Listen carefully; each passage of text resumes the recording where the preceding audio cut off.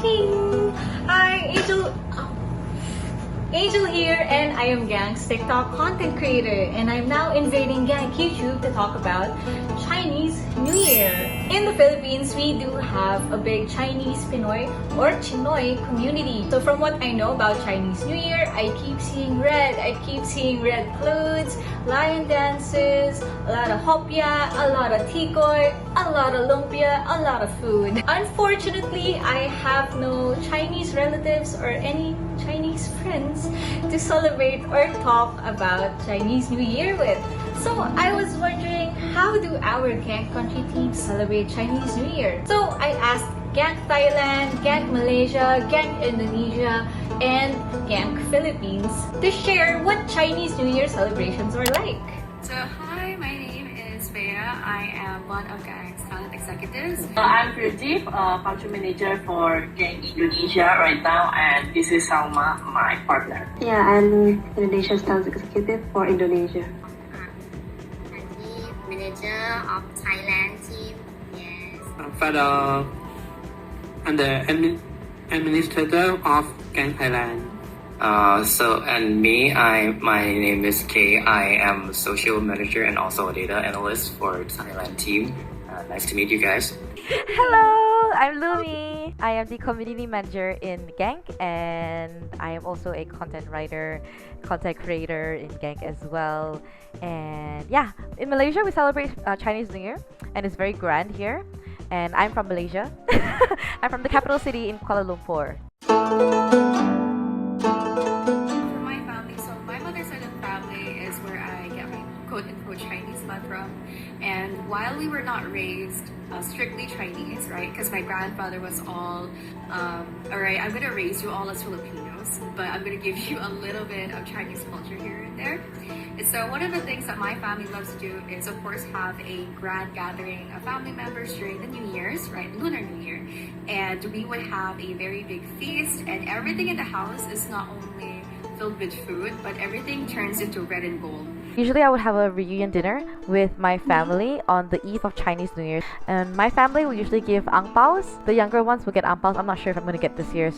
And on the first day, I will usually cook dinner for my immediate family. My immediate family right now, I only have my grandfather, my mother's sister, and my cousin brothers. And they would come over, we would spend time together, we would just watch TV, talk, catch up, so on and so forth. So that's all that we do.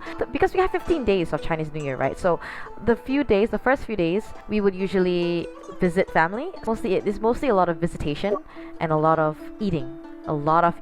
Yeah, we do because a lot of Chinese is also in Indonesia, especially in the central of Indonesia itself, in Jakarta and the area near that. Yeah, and they are having like a Chinese community in like every region in our place. So that's why New Year is heavily celebrated by them now. So celebrate at homes or at restaurants. It differs on each family. But usually they would like eat out if they are going to have a family gathering, or if they have like their grandparents' house that is quite big enough to help the family gathering, then they would go there. And they also have like performance on the Chinese New Year itself. So I think we split them into two days before Chinese New Year, right? The day that we have to buy stuff in our house first, and then the second day we use those stuff to pray for our ancestor. Yeah, actually in Thailand we celebrate all of the festival. How many We join festivals do you every have? festival in the world. It's ridiculous. We love all festival. And so we like invited everyone that we know to our house and have like a big lunch. Like, Big dinner, big lunch. and the elders have to like give red packet, and we call it ang pao, same as other countries, I guess, to their children. Three favorite food during Lunar New Year. Number one is always going to be dim sum or the dumplings. The second one are spring rolls. And then the third one is, we like to call it lion's head meatballs. They're basically meatballs that are like really, really big.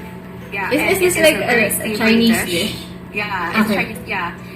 So basically, these dishes often represent like a meaning right? They represent like a lucky, or to some degree, they represent prosperity and luck. There is a variety of the kind of food that we have here in Malaysia. So the first one I would say is my absolute favorite. When the dinner arrives, we would have a suckling pig. So it's really good. It's really crispy. And the second one I would say is a biscuit, but it's called love letters, or in Malaysia we call it kueh kapet.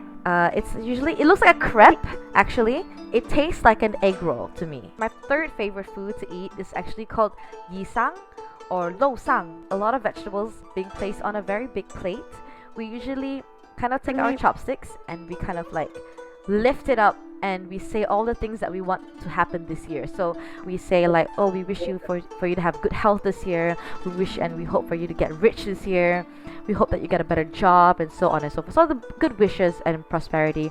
So the higher you toss, the more prosperity and the more what it becomes. Usually they would cook like this noodle. It's quite similar to the birthday noodle because it's like quite long. My second would be in here we call it like bapia. Pretty much like bapia. Yes, it's like the mooncake too. Okay. It has like bean on it. Yeah. And there's kue keranjang too. You know that cake, that dessert, that's kind of gooey, it's like mochi.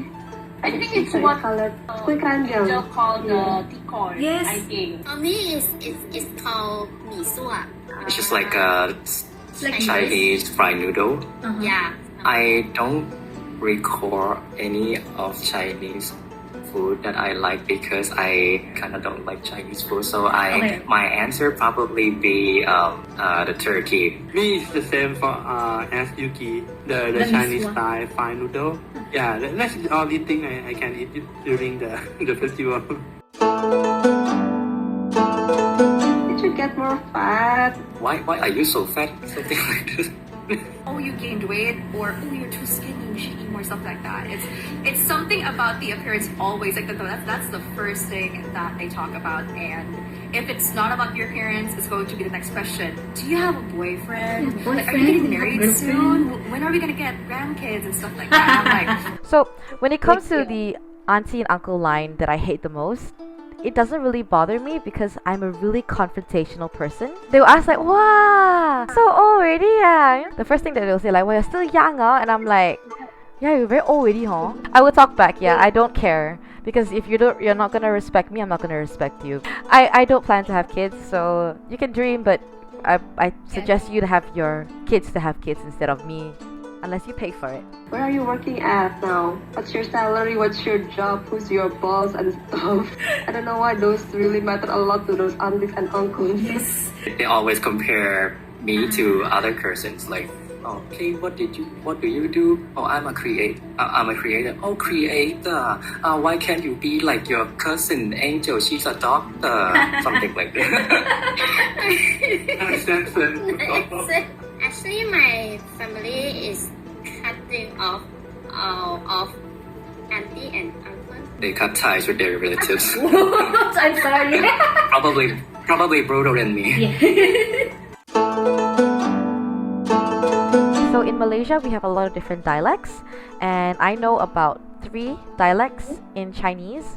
恭喜发财, which means prosperity be with you, or I hope you get rich.